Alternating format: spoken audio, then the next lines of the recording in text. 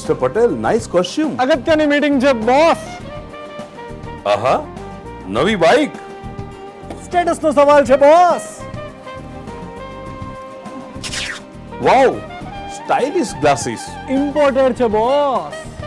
અને માથાની સુરક્ષા માટે? દેખાવ માટે આટલું બધું અને માથાની સુરક્ષા માટે કંઈ જ નહીં. આટલા શિક્ષિત વ્યક્તિ થઈ આવી ભૂલ કેમ કરો છો? કેટલાક લોકો પોતાની સુરક્ષા સામે આંખ આડા કાન કરે છે.